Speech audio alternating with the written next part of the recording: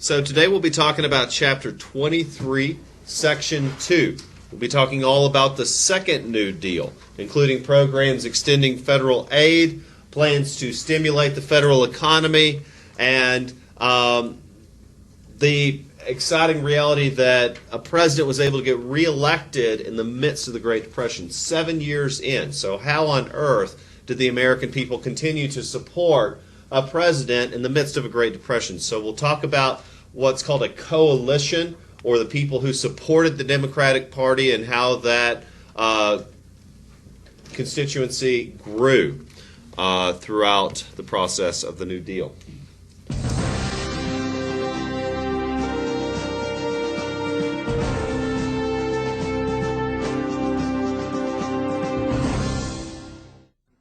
Despite his outspoken critics, FDR knew the economy had improved, but not as much as he'd hoped for. And so he launched, with the help of his humanitarian wife Eleanor, the second New Deal. Mrs. Roosevelt traveled the country from coast to coast, seeing the poverty and suffering, urging her husband to provide even more help to the needy. She became a kindly symbol of hope for the downtrodden, who regarded her as a personal friend. Thousands of children wrote to her asking for help. FDR convinced Congress to pass more legislation to spur the economy, including a second Agricultural Adjustment Act, rewarding farmers that practiced soil conservation and compensating farmers who cut production of soil-depleting crops like cotton and wheat.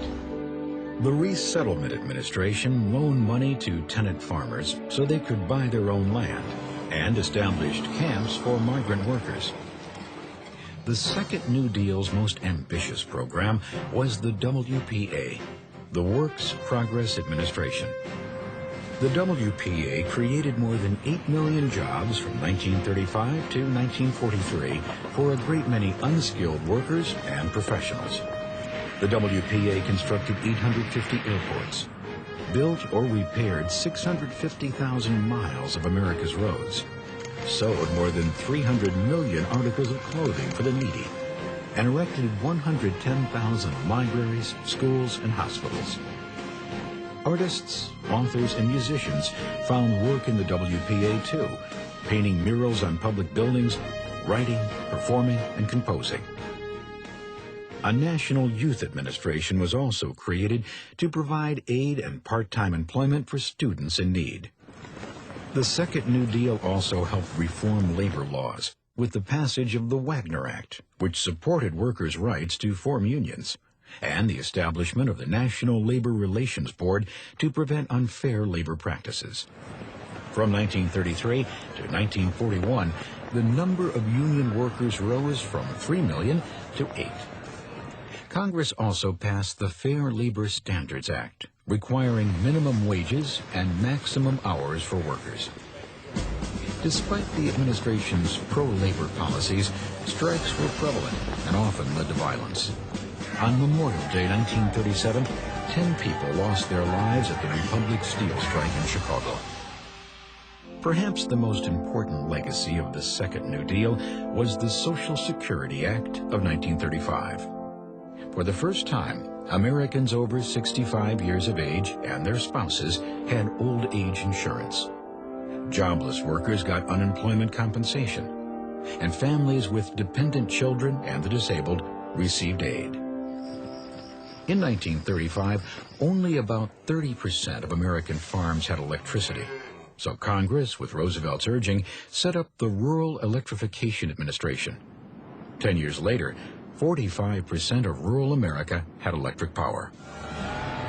With widespread support from organized labor, minorities, and the public at large, FDR was re-elected as president in 1936. His victory marked the first time most African Americans voted for a Democratic Party candidate. With Eleanor Roosevelt's prompting, Roosevelt appointed the first female ambassador and several women federal judges. Frances Perkins became the first female Secretary of Labor, and Mary McLeod Bethune was appointed head of the Office of Minority Affairs in the National Youth Administration, becoming the first African-American woman to head a federal agency. Meanwhile, Mrs. Roosevelt defied the Daughters of the American Revolution, publicly resigning her membership when the DAR refused to let Marian Anderson sing in Washington, D.C.'s Constitution Hall because of her color. Instead, Eleanor Roosevelt arranged for the concert to be held on the steps of the Lincoln Memorial. In the midst of labor unrest, poverty, and hardship, Americans still managed to find fun at the movies. For just a quarter, they could forget their troubles in one of more than 15,000 picture palaces. Radio, too, entertained a weary America. Practically every home had a radio, and families gathered to laugh at Burns and Allen and thrill to the drama of Orson Welles' Mercury Theater on the Air. By 1939, the nation seemed to be on the road to economic recovery, and Congress cut back on the New Deal unemployment programs, since it had gone deeply into debt, providing jobs and aid to Americans. The economy started to improve, but the Republican Party blocked any further relief efforts. Meanwhile, FDR and America, despite wishing to remain neutral, began to realize that war was inevitable in Europe, and very soon it became a reality. Ironically, when America finally entered World War II, her massive investment in manufacturing guns, airplanes, tanks, and ships would finally lift the country out of the Great Depression.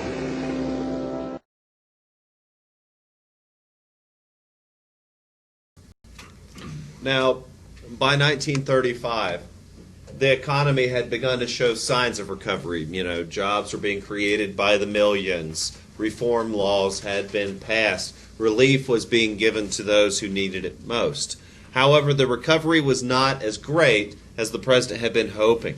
So this led FDR to launch a second phase, even more relief for the agricultural sector, particularly for workers, for farmers, to allow workers to return to their farms, to help the 400,000 farms that had been foreclosed on to begin to resettle those areas.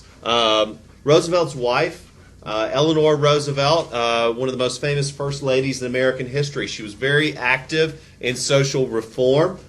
She was very active in politics herself. In fact, when John Steinbeck wrote The Grapes of Wrath and schools banned this book around the country, people accused him of being a communist and exaggerating the information. She went herself to California to visit with the migrant workers to verify that what he was saying was accurate. She was well known for using her position to influence for social equality. Now, in 1936, Roosevelt won re-election. And this is an exciting thing. For one, it's one of the, as I told you yesterday, one of the few times in American history where all three branches of government were working together. And that takes a united American people. And that's rare because we are commonly a divided nation. We fight amongst ourselves. We divide ourselves over politics, religion, race, class, gender, and we bicker. And sometimes it takes a common foe to unite the American people. And usually, that's war. It's a sad fact that during times of war, the American people tend to unite, at least at its beginning. But this time we united to face an economic crisis, the Great Depression. So the president won. In fact, the Democratic Party won large majorities in both houses. FDR won with an overwhelming majority. This was also the first time that African Americans voted for the Democratic Party. African Americans had been voting Republican since they had been allowed to vote. It was the Republican Party that invaded the South in the Civil War to free slavery. It was the Republican Party that pushed forward the 13th, 14th, and 15th Amendments. It had been the Republican Party working to reconstruct our country. And then in 1936, blacks started voting Democrat. In fact, southern states started voting Republican from 1936 through the 1940s until the present day, where most southern states vote for Republican candidates exclusively. And that's a social shift that we'll look at through the coming chapters. Labor unions supported the presidential candidate, and FDR was building a diverse coalition. A coalition means a diverse group of people coming together for a common cause. Because you see, there were problems faced by farmers, such as soil depletion from an overproduction of crops, trying to make a living when crops were not selling. Because farms were being foreclosed on, banks were losing everything. Banks were unable to loan money to farmers to buy more land. Many people had lost homes, and in rural areas, squalid housing was common. And that means being forced to live in deplorable conditions. Dust storms facing the Great Plains, massive debts, the fact that banks were forced to foreclose on homes, and then sadly, most rural parts of our country didn't even have electricity. This area would probably not have had electricity in the 1930s. So these are problems faced by all. Now, how is our government going to solve them? In 1936, with the beginning of the New Deal, Roosevelt had to address several laws that had been passed that had been struck down by the Supreme Court. Chief among these was the Agricultural Adjustment Act. The Supreme Court said the government may not pay farmers to not grow crops. That was seen as too much government meddling in the economy. And so the Soil Conservation and Domestic Allotment Act was passed. This, instead of paying farmers not to grow food, rewarded farmers for practicing soil conservation. Now, the new Agricultural Adjustment Act was able to get around the unconstitutional part. You can't pay farmers to not grow crops. You can't pay farmers to destroy crops. Steinbeck writes in Grapes of Wrath about farmers dumping crops into the river to destroy them, and armed guards keeping the homeless from grabbing them.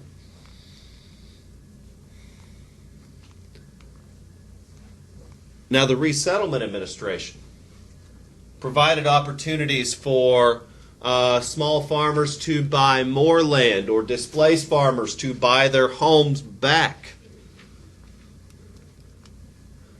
There were many farmers out there who were renting the land, like the sharecroppers we talked about in chapter 12. And the Farm Security Administration provided low-cost loans so that people could buy the land they had been renting. Now, the Farm Security Administration also hired photographers and artists and performers to travel the country. And so it, again, created jobs, but the main purpose of this was focusing on the farming sector to try to bolster our food production economy, but also to help millions of Americans who had been displaced because of these things. But you see, many of these problems were faced by all Americans, such as the problem of unemployment. If you find yourself unemployed and unable to provide for yourself and your family, then obviously you found yourself in a position of poverty. Now, with poverty comes hopelessness. Being unable to provide for yourself and having to ask for help is indignifying, meaning it's humiliating. We want to be independent. You should want to earn what you get. That's the work ethic we're taught from birth. Imagine how hopeless it is to be in a position where you want to work, you are able to work, but you can't find work. And this was a common problem in the Great Depression. And of course, there's the practical problem if you can't work, you don't have any money. And there was no social safety net at this time. So you either found work or you became desperate. And as we talked about in chapter 22, the suicide rate went up. The number of people leaving homes because they just couldn't have another mouth to feed. It was all too common.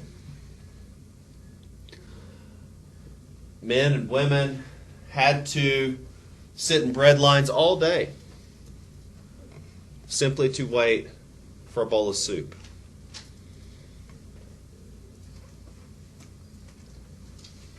During this time, because of the poverty, what did banks do with foreclosed homes? Did they try to wait to sell them? Good question. So, foreclosures. When a foreclosure happens, the worst part is obviously that the family loses their home. But the bank is also losing money on an investment.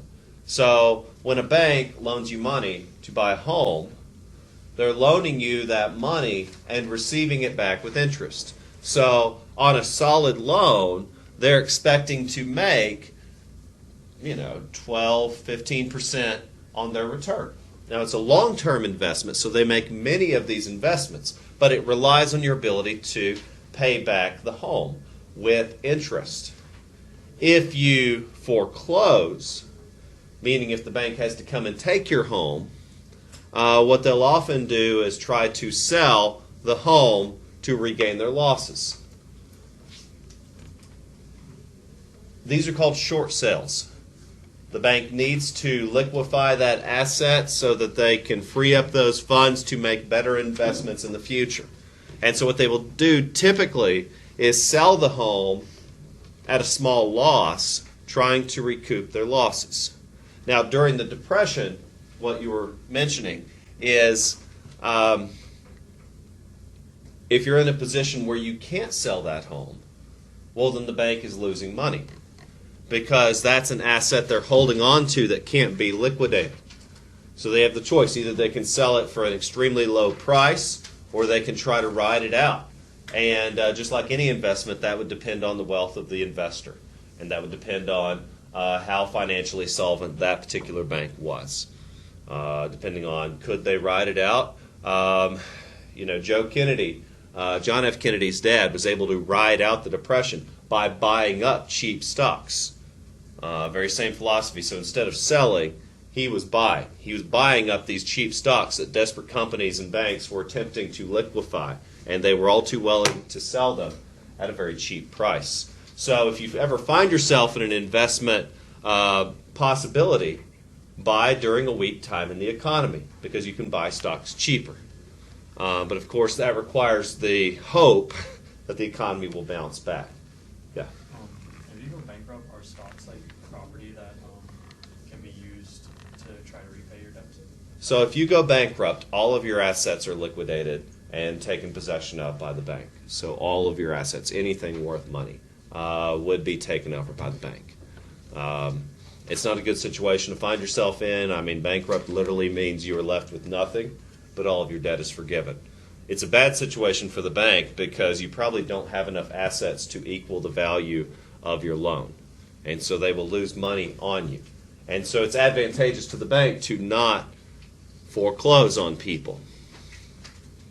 If you did have enough money to repay the debt, would they take more than what they originally had, or would they take what? You mean if you have enough in your assets to repay the debt? Yeah. That's called collateral, and the bank would take the value of that. If you have enough collateral to pay off the value of your debt, then you're square. You're good. You wouldn't have to declare bankruptcy.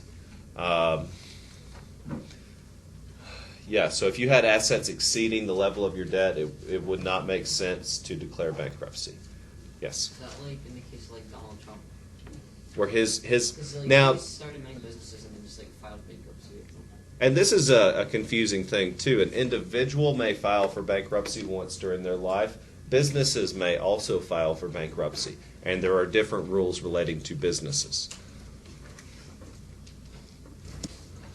So the question is how to fix these things. And for those who are unemployed and those who owe money, well, if you're renting an apartment in a city and you lose your job, you can't keep your apartment. Suddenly you're homeless. If you are living in the country and you lose your job, you don't have a means of income, but you own the land that you live on, you could become a subsistence farmer. It depends on the situation. My family became subsistence farmers. Hunted, fished, grew crops, literally for survival, and then found odd jobs to make ends meet so they could buy certain things. But that's a desperate situation. Now, again, if you live in the city, you may not even have that luxury, so you become homeless. So the Works Progress Administration was the most ambitious jobs program yet. It created 8 million jobs. Literally anything. Roosevelt even said, I'll pay workers to dig a hole and then pay people behind them to fill it in, just so that people can have the dignity of working and earning their income.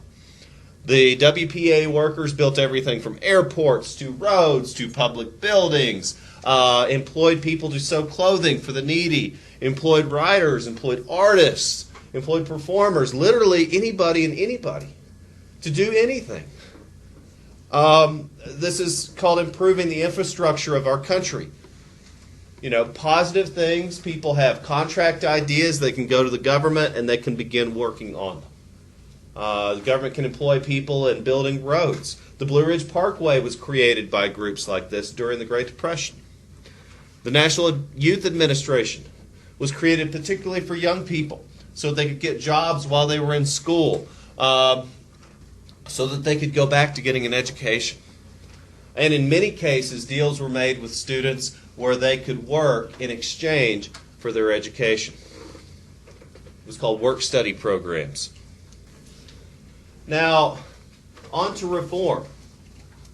The goal of the New Deal was so that we would not find ourselves in a Great Depression ever again.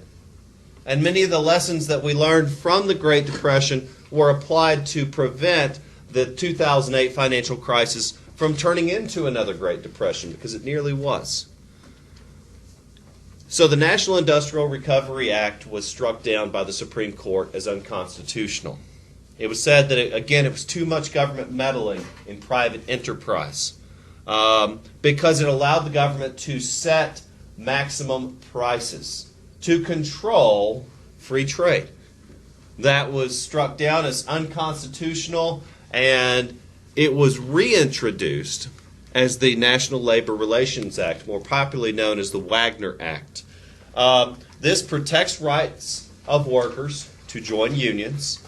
Under the Wagner Act, you have the right to unionize in any job that you work in. Some jobs will ask you to sign what's called a yellow dog contract, meaning that you voluntarily agree not to join a union if you are employed at that place. But the Wagner Act protects your right to join a union. Also protects your right to collective bargaining. Collective bargaining means that if one of you experienced injustice, but no one else felt the same way you did, you might complain. However, it's not going to be that effective because only one of you noticed an injustice. But if you join together, if you convince other people that this injustice needed to be fixed, and you could get people to work together with you towards a common goal, that's called collective bargaining. Like the old United Farm Workers used to say, united we stand, divided we fall. It also prohibited unfair labor practices. It set maximum work hours. To be fair, that was the Fair Labor Standards Act. This created the minimum wage. Many of you will be working this summer, perhaps your first job, and it will probably pay you minimum wage. And that is by federal law the lowest a company is legally allowed to pay you. And you are entitled to what's not yet considered a living wage, but at least a minimum wage. If you're under 18, can they pay you less than that, or is it still apply? It still applies. So federal minimum wage applies across the board. Of course, you may have heard of many of the injustices and loopholes that people take advantage of, exploiting illegal workers for lower pay. But it can at least be held accountable to in regards to publicly disclosed salaries. It was a question, but I realized I answered. So how do they handle like salaries with that? Salaried positions. That isn't based off like the hours. Yeah, so salaried positions tend to be better than minimum wage. But even still, they're based on a contract for how many hours you're going to be working. So I am contracted for 40 hours per week, though the expectation is I often put in far more than that. And that's just part of the understanding. But my salary is much better than minimum wage, so I agreed to that understanding that I may have to work overtime occasionally and quite often. But yeah, so minimum wage means in an hourly position, you are paid by law a federal minimum. And of course, follow the election closely because that's under discussion right now. Some candidates propose a higher minimum wage, some propose removing minimum wage. So you just need to watch closely.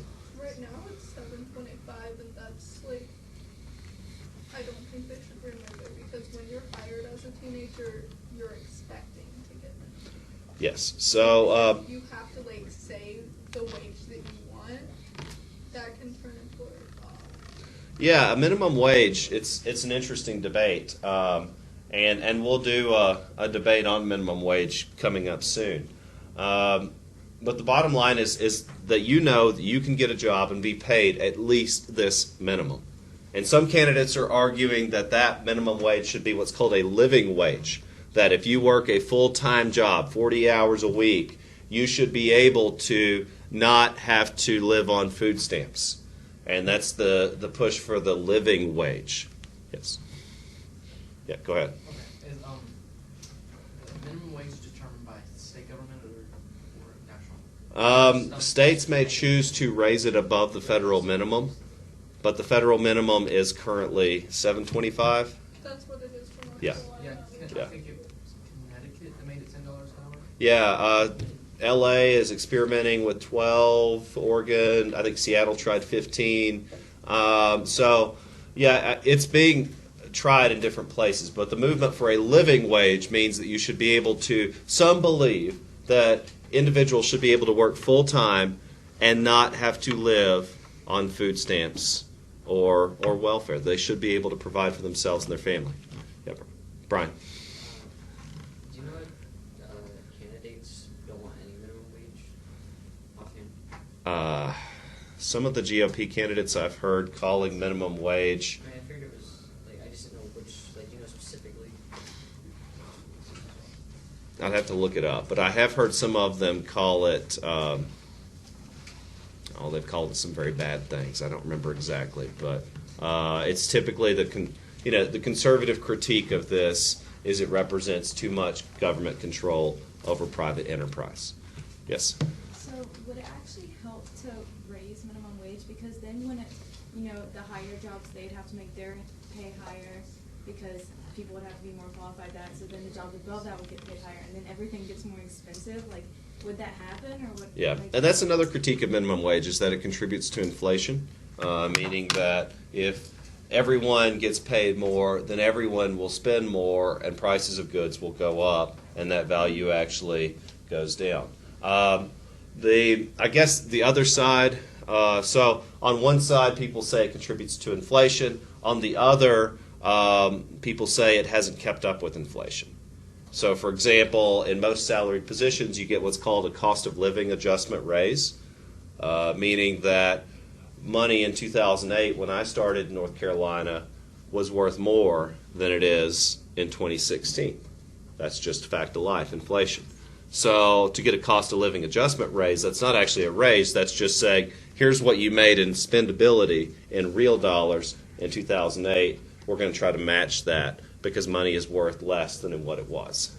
And so the argument made is that as cost of living has gone up, minimum wage has not kept up with the rise in cost of living. So minimum wage while it's $725, in actual spending dollars, that's far less than what it was when $725 was raised. Does that make sense? So the spending power goes down without that cost of living adjustment. Yeah. When it's made to be, or if and when it's made to be the cost of living instead of minimum wage, how is that going to affect like teenagers who do work, but I don't have to pay my cost of living. Well, yeah, by cost of living, what I'm saying is the price of everything is going up. You know, whether it's your clothes, your No, cell phone like, bill. They're or- making the minimum wage the living wage. Right. If they do that, will there be new rules? So if the federal minimum is set at, say, 15, some propose 12, some 15, some smaller raises, it would be the federal minimum for teenagers, for adults, for anyone. Now, that's a big economic issue in this election, and it's something that you need to think carefully about as you're deciding who to support, and be aware that some candidates want to remove minimum wage. Some candidates want to keep it the same. Some candidates want to Social Security. increase it quite It's one of the significantly. most lasting programs of the New Deal. I understand that. It was the first social safety net. The So prior first to a social minimum safety wage. net. In Prior 1935, to the a Social minimum Security wage. Act created And you need the to go Social back Security to system. Really, It where provided we've gotten to so far in this class. old age There was no insurance minimum wage before the Fair for Labor those who Standards were Act. aged 65 And so or workers older. were employed Unemployment under compensation. what they agreed to work for. And, As well as what aids to conservatives would disabled say families, is that gave private business the are freedom. disabled Is that or employment is families a with contract between worker So, and manager. Social and all they Security have to say is if was you not don't meant want to to work be for that an price, alternate don't work in income that place. for those who And the disabled, workaround that employers always or those who are exploited, unable to work. that necessitated a It minimum was wage called in the a first social place, safety is there net. was always someone A safety desperate net enough means to work for near that slave wages, if and they were typically unfortunate immigrants. things happen, First the Irish, you are not then going to the starve freed to death. slaves, That you're not going to and lose then, your you know, home. Latino That there immigrants are and Asian Americans, particularly programs railroads. that can provide So, as we help. talked about kind of the progressive Now- movement and labor and management. This is still around today. What When you turn Roosevelt was 65, hopefully trying it will to still be around by the time you address turn here is 65, what's called and you will be income eligible for inequality. benefits. Is that, when you start managers were working, you'll begin to maintaining receive these high statements salaries from the for Social themselves Security Administration because every they year were, saying, farming at your out current labor to level the lowest of bidder. employment and income, here's what your It's retirement a will be. debatable And topic. It's even something mine that we'll right explore in now more depth is later. not that good. It says very clearly you're not going to make it on Social Security by yourself. You need to also have other forms of retirement. But it is a form of retirement. So it is a piece of what will become your retirement. What are the two sides for that, like politically? The two sides for that. Some suggest, and there's a whole debate we'll do on Social Security later too. We'll get into current events issues soon, towards the end of the course. One side suggests raising the age requirement, saying you have to be 75. So some would say we need to reduce benefits. Some say we need to make Social Security solvent, and there are plans in place. So I guess the two sides of the aisle, the extreme conservative side would say allow Social Security to fail, or at the very least reduce its benefits by raising the age requirement significantly. Yeah. What would happen to like our money basically if it doesn't that gets shut down? Well, so currently, what's happening is our population is getting older, and people are living longer, and so the number of elderly is exceeding the number of people paying into this system. And the concern with that being is that if the number of contributions does not go up, meaning if we don't start taxing the wealthy more, basically, then they will have to reduce benefits. And the simplest proposal for that so far would say instead of getting your Social Security at 65, you would have to wait until you're 75. Yeah. They don't actually start taking Social Security out of your pay until you turn 18. Yeah. Okay. Yeah, I wasn't aware of that. Sorry, I have to do Yeah, no, it's okay. Yeah, you'll notice three things, and I need to move on, but you'll notice three things taken out of your check each week or month or whenever it is you're paid. The biggest will be your federal income tax, and then Social Security and Medicare. And I forgot in our state we also have state income tax taken out. And you'll get back most of your federal and state. However, Social Security and Medicare you will not get back. Those go into this system. Yeah. Sorry, what is the amount you have to make to receive the federal and state back? If you're filling out a 1040 EZ, this is a little off topic, then you're getting most of that back. So if you're doing your taxes, you have questions, come see me. Okay. Finally, it's a sad reality that growing up, I still knew people in rural areas without electricity. Perhaps you do too. Though today it's probably some other factors. There's been a current debate to consider public utilities a personal right. Even there's been a current debate to consider internet a public utility. But obviously we've got a long ways to go. Because the reality in the 1930s is that over half of rural families didn't have electricity in their homes. And so the Rural Electrification Administration was created to bring electricity to homes. It's also a sad reality that, as Woodrow Wilson said, that without the watchful, resolute interference of the government, there exists no fair trade between the business and the individual. What he's saying is that without rules, we all start cheating. And it's unfortunate. And what it actually does is it punishes those who are honest. So in a situation without rules, those who are honest are at a disadvantage against those who cheat and are corrupt. And so that's why pure laissez-faire economics, results in corrupt systems like our history has shown, like monopolies, like political machines, like Carnegie Halls, like some very strange, like Tammany Halls, like Roger Tammany ran New York like a fiefdom for over 20 years because of a lack of regulation.